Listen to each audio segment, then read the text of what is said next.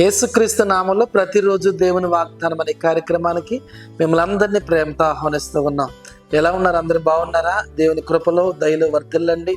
దేవుడు మిమ్మల్ని సమృద్ధిగా దీవించబోతున్నారు. దయచేసి గమనించండి, ప్రతి ఆదివారం యేసయ్య సన్నిధిలో ఆరాధన జరుగుతున్నాయి. ఇప్పటికే వేల మంది ప్రజలు వచ్చి దీవించబడుతున్నారు, ఆస్వాదించబడుతున్నారు.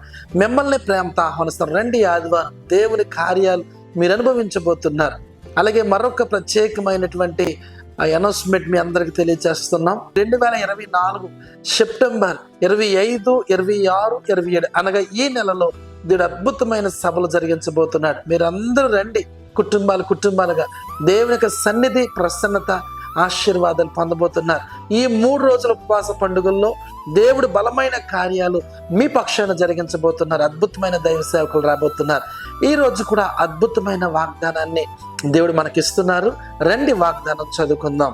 ద్వితీయోపదేశ కాండము 4వ అధ్యాయము 31వ వచనం. నీ దేవుడని యెహోవా కనికరము గలవాడు గనుక నిన్ను చెయ్యి విడువడు. హల్లెలూయా. అద్భుతమైన వాగ్దానం ప్రవహిస్తున్నాడు.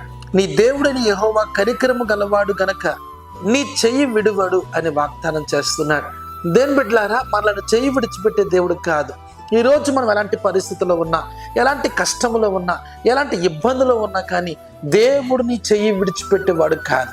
నీ బంధువులు విడిచిపెట్టవచ్చు, నీ స్నేహితులు విడిచిపెట్టవచ్చు, నీతో ఉన్న నీ కొలిక్స్ని చెయ్యి విడిచిపెట్టవచ్చు. అన్నీ ఉన్నప్పుడు అందరూ ఉంటారు, కానీ మానవుల నైజం ఏంటంటే ఏమీ లేనప్పుడు అందరిని విడిచిపెడతారు, నువ్వెవరివో తెలియదు అంటారు. కానీ ఏమీ లేనప్పుడే నిన్ను హత్తుకునే దేవుడు, నీ చెయ్యి పట్టుకునే దేవుడు, నిన్ను లేవనెత్తే దేవుడు ఎవరంటే నజరేయుడైన యేసయ్య.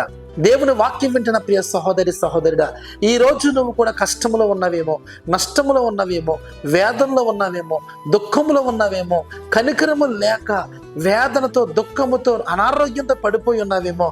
ప్రభు అంటున్నాడు, నీ దేవుడని యెహోవా కనికరము కలిగిన దేవుడు గనుక నేను చెయ్యి విడిచిపెట్టడు. అవును దేవుని బిడ్డలారా, ఇంతవరకు నువ్వు బ్రతికి ఉన్నావంటే ఆయన నీ చెయ్యి పట్టుకున్నాడు. కష్టంలో, నష్టములో, వేదనలో, దుఃఖములో, అన్ని విషయాల్లో ఆయన తన చెయ్యి పట్టుకున్నాడు గనక నీవు నేను జీవిస్తూ ఉన్నాం.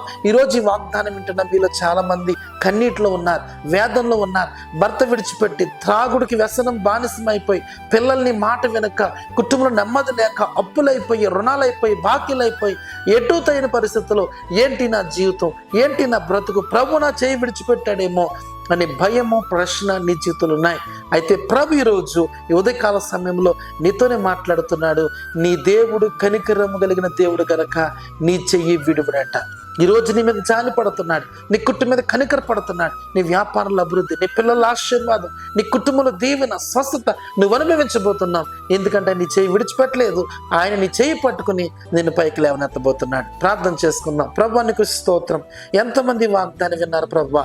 నీ దేవుడిని యెహోవా కనికరము గలవాడు గనక నీ చెయ్యి విడువడన్న ప్రభువా. అవును, కష్టంలో, నష్టంలో, వేదనలో, దుఃఖములో మీరు మాతో ఉండి మా చెయ్యి పట్టుకుని నడిపిస్తున్న దేవానికి స్తోత్రాలు.